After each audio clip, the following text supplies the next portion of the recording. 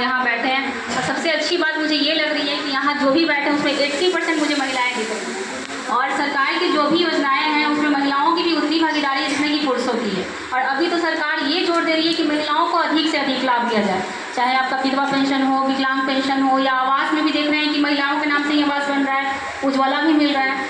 तो अधिकांशतः यहाँ पे मुझे ये शिकायत मिला है कि महिलाएं, आप लोग खुद महिलाएं हैं जीविका समूह से जुड़ी भी हुई हैं, लेकिन फिर भी आपके घर में शौचालय नहीं बना है। तो शौचालय नहीं बना है तो घर का पर्दा क्या है? घर का पर्दा सिर्फ घूंघट होता है? सिर्फ घूंघट नहीं होता है ना। अगर आप शौच करने बाहर जा रही हैं तो वो भी तो घर का मर्यादा को हम अपने दरवाजे से पार करके जा रहे हैं, तो इसके लिए कौन देखेगा? आवास के साथ साथ ज़रूरी है कि शौचालय सिर्फ आपका इज्जत घर ही नहीं है, बल्कि आपका एक सम्मान है। आपका कभी बीमार है या फिर कभी दोपहर है या रात है, उस समय कितनी समस्या होती महिलाओं को, होती है कि नहीं होती है? तो आपको शौचालय पे भी ध्यान देना है। आपके घर परिवार को बोलिए कि कुछ नहीं है, घर में बाद में बन जाएगा, जब कोई और काम बाद में हो जाएगा, कम से कम छोटा बड़ा जो भी है शौचालय तो बनेगा ना। रह सकता है कि नहीं रह सकता सबके घर में?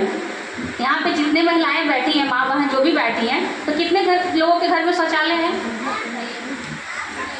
बताइए? सिर्फ एक लोगों का हाथ उठा है, तो ये बाकी लोगों के घर में नहीं है। ये तो कहीं ना कहीं शर्मिंदगी की बात है। और यहाँ पे आपके लिए जीविका समूह है, आपको आसानी किस्तों में लोन दे रही है, आप लोन लीजिए, सरकार उसका 12,000 रुपया भुगतान कर ही रही है, तो फिर समस्या किस बात का है?